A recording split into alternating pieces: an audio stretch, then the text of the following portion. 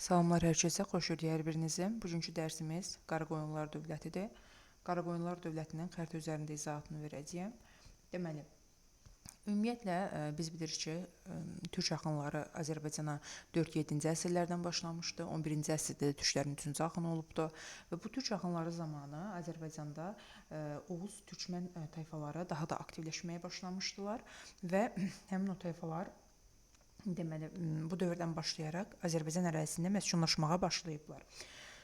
5-ci əsrdə Ağacarilər var idi ki, Xalxal ərazisində məskunlaşmışdılar. Türkmən tayfaları 7-ci əsrdə Azərbaycan ərazisində məskunlaşıblar. Həmçində Sədlilər, Naxçıvan və Sürməli ərazisində bu dövrdə məskunlaşmışdılar və Baharlı tayfaları da var idi ki, bunlar isə Şərqi Anadolu ərazisində məskunlaşıblar. Bu tayfaların ümumiyyətlə Azərbaycanda 12-13-cü əsrlərdən başlayaraq məskunlaşmasının əsas səbəbi ondan ibarət idi ki, Böyük Səlcuq dövlətinin zəifləməsi nəticəsində, parçalanması nəticəsində Monqol yürüşləri olacaqdı 13-cü əsrdən və Oğuzlar Monqollardan qaçaraq, bilirsiniz ki, Monqolistan bu ərazidə idi, Mərkəzi Asiyada idi, qaçaraq Şərqi Anadoluya qədər gəlib çıxıblar, sıxışdırıblar bu hissəyə və türkmənlərin, Oğuzların burada dirçəlişi bu dövrdən başlayacaqdı və siyasi cəhətdən burada dirçəlməklərinin səbəbi isə Monqolların zəifləməsidir, Teymuri dövlətinin zəifləməsi olacaqdı.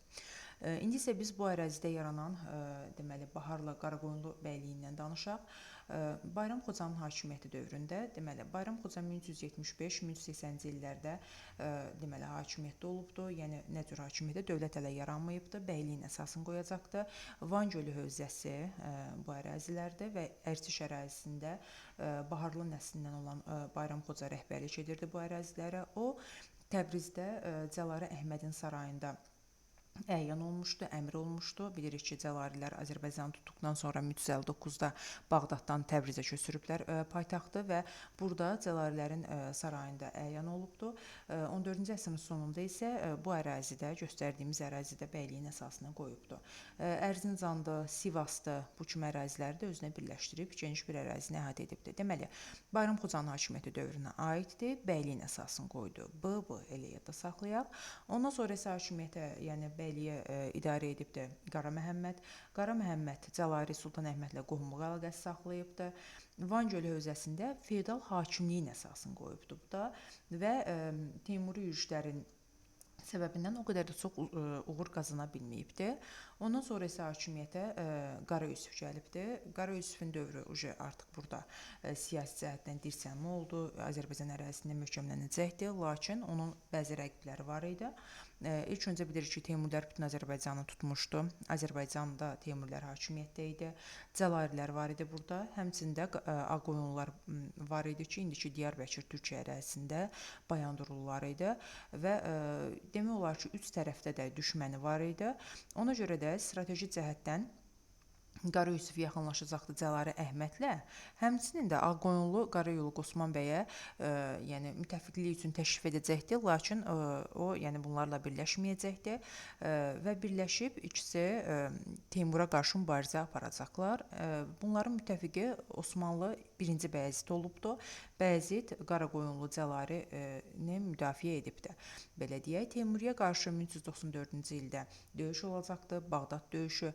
Bağdad döyüşünün nəticəsində Cəlalə Əhməd və Qara Yusif birləşmiş qüvvələri məğlub olacaq, Teymur qalib gələcək və bunlar məğlub olduqdan sonra sığınacaqlar Osmanlıya. Osmanlıya sığınacaqlar. Bilirik ki, Ankara döyüşünün əsas səbəblərindən biri də elə bu ikisini müdafiə etməsi olub Yıldırım Bəyazidin.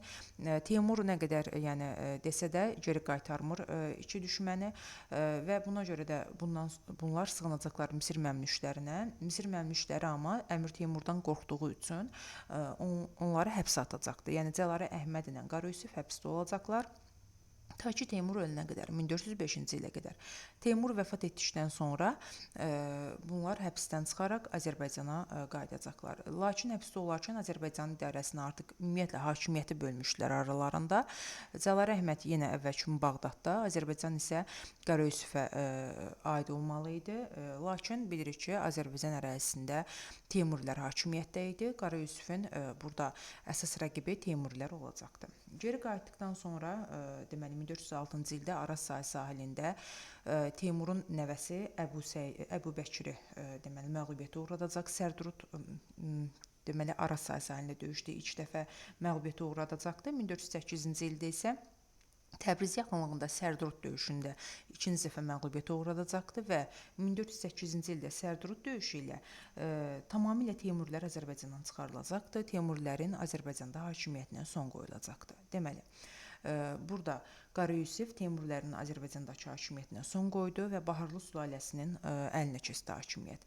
Bu prosesin olması, Qara Yusifin qalibiyyət əldə etməsi Cəlalə Əhmədin xoşuna gəlməyəcəkdi.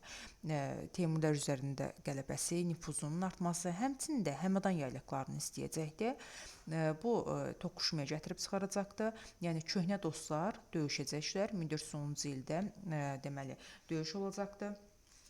Cəlalə Əhmədlə Qara Yusif arasında Əsəd döyüşü, bu da Təbriz yaxınlığında idi. Döyüşün nəticəsində Əhməd qalibiyyət əldə etməyib məğlub olacaq və Qara Yusif qalib gələcəkdi. Yəni burada əslində qalsa Əhməd güclü idi, qalibiyyət əldə etməli idi. Lakin Qara Yusif öz nüfuzunu o qədər genişləndirmişdi ki, deməli Əhməd üzərində qalibiyyət əldə edəcəkdi və döyüşün nəticəsində Cəlalilər dövlətinə son qoyulacaqdı. Buna 2-ci Şəmqazan döyüşü də deyirlər və bu qalibiyyətdən sonra deməli Cəlalilər dövləti son qoyuldu. Azərbaycanda Qaraqoyunlu dövləti yaranacaqdı. Belə deyək ki, Cəlalilər 1340-cı ildən 1410-cu ilə qədər mövcud olmuşdu. Dövlətə isə bu dövrdə son qoyuldu və Oğuzların və Türklərin Azərbaycanda və qonşu ərazilərdə hakimiyyəti yenidən bərqərar olacaqdı. Siyasi hakimiyyətin yenidən bərqərar olması Qaraqoyunlu dövlətinin yaranması ilə götürürük. Paytaxt Təbriz şəhəri oldu.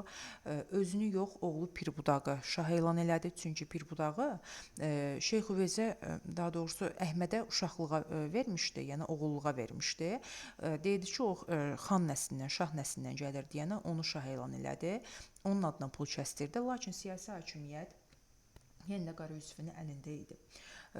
Dövləti deməli təmir bərpa işləri apardı, soyurqal payladı. Soyurqal bilirik ki, ərəblərin dövründən iqtidar torpaq mülkiyyət formasıdır. Ta ki Ağqoyunlu Qaraqoyunluya qədər, Ağqoyunlu Qaraqoyunludan isə soyurqal torpaq mülkiyyət forması mövcud olacaqdı. Səfəvidə də biz deyəcəyik, başqa heç bir dövrdə soyurqalı biz demirik. Deməli, xidmətə görə verilirdi, lakin irsdən keçirdi. Ümumiyyətlə, Ağqoyunlu və Qaraqoyunlu dövlətlərinin tez bir şəkildə süqut etməyinin səbəbi bu soyurqalın irsdən keçməyi olubdu, dövləti çox zəiflədibdi. İndi isə keçək Şirvanşahlarla münasibətə. Şirvanşah İbrahim hər zaman xarici düşməni yaxşı qiymətləndirirdi, lakin Qaraqoyunluları yaxşı qiymətləndirməyibdi. Bunların arasında ixtilafın olmasının əsas səbəblərindən biri 1407-ci ildə Şərqi Gürcüstanı ələ keçirməsi olubdu İbrahimin. Həmçinin də 1410-cu ildə Çöymərsi, oğlu Çöymərsi köməyə göndəribdi Cəlalə Əhmədə Əsəd döyüşündə və bunlar arasında ixtilafa gətirib çıxarıb. 1410-cu ildə Kürçay sahilində döyüş olacaqdı. Kürçay sahilində döyüşdə 1412-ci ildə Qara Yusif qalib gələcəkdi və İbrahim məğlub olacaqdı. Azərbaycanın şimalını da öz hakimiyyəti altında Qara Yusif birləşdirəcəkdi. Və bu dövrdə 15-ci əsrin 20-30-cu illərində Baharlıların möhkəmlənməsi Teymurilərin xoşuna gəlmir. Teymurilər hələ də mövcuddur, hakimiyyətdə Şahrukdur və Şahrux istəmir ki, yüksəlsinlər. Həmçinin də burada Sultaniyə və Qəzvin ərazilərinin ələ keçirilməsi, Qaraqoyunluların tərkibində olması Teymurilərin xoşuna gəlmir. Bu Qaraqoyunlularla Teymurilər arasında yenidən toqquşma olur. Bu döyüşlərin bir neçəsində Qara Yusif qalibiyyət əldə edir. Tam olaraq uğur qazana bilmir Şahrux burada. 1420-ci ildə deməli Qara Yusif Şahrux üzərinə hücuma keçərkən yolda ölür və bu zaman qoşun dağılır. Qoşun dağılmasını istifadə edən Şahrux gəlir və rahatlıqla Qarabağda taxta oturur, Qarabağ ərazisini taxta çıxır. Bu zaman Şahruxun müttəfiqi olur. Bilirik ki, Şirvanşahlarla Qaraqoyunlular düşməndir. İbrahimin oğlu 1-ci Xəllulla müttəfiqi olur, yəni dost olurlar. Həmçində Ağqoyunlular bunların müttəfiqi olurlar. Və 1420-ci ildə Qara Yusif öldükdən sonra hakimiyyətə Qara İskəndər gəlir. Qara İskəndərin hakimiyyəti dövründə deməli 1421-ci ildə Alışqırd döyüşü olacaqdı. Alışqırd döyüşünün nəticəsində deməli Qara İskəndər məğlub olur, Şahrux qalib gəlir. Lakin Şahrux atasından fərqli olaraq bu ərazidə, Azərbaycan ərazisində qoşun saxlamır. Yəni öz gücünü nümayiş etdirir, gedir, yəni tam olaraq möhkəmlənmir və 1435-ci ildə də Azərbaycana yenidən hücum edir. Təbriz yaxınlığında döyüş olur. Təbriz yaxınlığında döyüşün nəticəsində deməli Cahanşahı hakimiyyətə gətirir, Qara Yusifi hakimiyyətdən uzaqlaşdırır. Yəni Teymurilər qalibiyyət əldə edibdir Təbriz yaxınlığında döyüşdə və Cahanşahın hakimiyyətə gəlməyi 36-67-ci illərdir. Lakin bunun hakimiyyət dövrü iki yerə bölünür. 36-dan 47-yə qədər birinci dövr, asıllıq dövrü, yəni Teymurilərdən asılı olubdur. 47-ci ildən isə süquta, daha doğrusu Şahrux deməli 47-də ölübdür. 47-ci ildən 67-ci ilə qədər isə azad müstəqil siyasət yeridibdir. Yəni Teymurilərin vassal asıllığı dövründə o qədər də müstəqil siyasət yeridə bilməyibdir. Və 47-ci ildə müstəqil siyasət yeridibdir. Şirvanşahlarla gərginliyi aradan qaldırıbdır. Həmçinin də yəni müttəfiq olubdur Şirvanşahlarla, belə deyək ki, əsas rəqibi Ağqoyunlular idi. Onlarla deməli mübarizəsi uğursuz oldu. Osmanlı dövləti ilə əlaqələri bərpa edib, dostluq əlaqəsi saxlayıbdır və bu dövrdə hakimiyyətdə Mehmet olubdur, 2-ci Mehmet. Mehmet onu Ərəb, Əcəm xaqanlarının sultanı, Türk və Deyləm sultanlarının sahibi adlandırıbdır, belə deyək. 50-ci illərdə Ərəb İraqıdır, həmçinin də İsfahandır və Qum, Yeziddir, Kirmandır, bu kimi əraziləri ələ keçirib, Teymurilərin üzərinə hücum edib, Teymuru taxtında əyləşibdir 58-ci ildə. Lakin eşidib ki, oğulları Həsənəli və Pirbudaq hərəsi bir yerdə, yəni qiyam qaldırır. Ona görə də geri qayıtmağa məcbur olubdur. Həsənəli hətta özünü Təbrizdə sultan da elan edibdir. 59-da məcbur qalıb, deməli Əbu Səid ilə, Teymuri Əbu Səid ilə sülh bağlayaraq, təzminat alaraq öz ölkəsinə geri qayıdıbdır. Deməli, Qaraqoyunlular Teymuriləri tutub işğal edibdir. Belə nəticə çıxır və ölkədə hakimiyyətin bərpa etdikdən sonra Ərdəbil hakimliyinə qarşı mübarizə aparır. Ərdəbil hakimliyi bu dövrdə dirçəlmişdi və 1460-cı ildə Ərdəbil hakimi Şeyx Cüneydi məğlubiyyətə uğradır Samur çayı sahilində döyüşdə.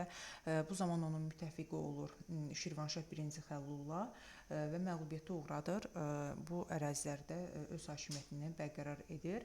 Xarici siyasətini dediyi, daxili siyasətdə isə yeritdiyi əsas, gördüyü əsas iş islahatlar keçirib, hərbi islahat keçiribdir, intizam yaradıb orduda, oturaq əhaliyə və iri tacirlərə arxalanaraq köçərilərə qarşı mübarizə aparıbdır. Hakimiyyətinin sonuna yaxın 67-ci ildə Muş döyüşü olacaqdır. Muş döyüşünün nəticəsində məğlub olacaq Ağqoyunlulara, uzun əsrlə məğlub olacaqdır və Cahanşah bu döyüşdə öldürülür. Qaraqoyunlu dövləti bundan sonra tənəzzül etməyə başlayır və 68-ci ildə Həsən bəy gəlir hakimiyyətə, dövləti yaradacaqdır, amma sonuncu Qaraqoyunlu hökmdarı Həsənəlini məğlubiyyətə uğradıb Təbrizi tutduqdan sonra. Deməli, 68-ci ildə Qaraqoyunlulara son qoyuldu, sonuncu hökmdar Həsənəli məğlubiyyətə uğradıldı, Təbriz tutuldu və yerində Ağqoyunlular dövləti yaradıldı. Bu qədər. Burada isə biz sülalənin nümayəndələrini və hökmdarları vermişik. Deməli, Bayram Xoçabəyliyin əsasını qoydu, Qara Məhəmməd hakimliyin əsasını qoydu, Qara Yusif isə dövlətin əsasını qoydu. Ən qüdrətli dövrü ilə onun dövrü və Cahanşahın dövrü olubdur. Qara İskəndərin dövrü yaxşı olmayıbdır, zəif olubdur. Həsənəlinin dövründə isə bir il hakimiyyətdə olubdur və dövlət süquta uğrayıbdır.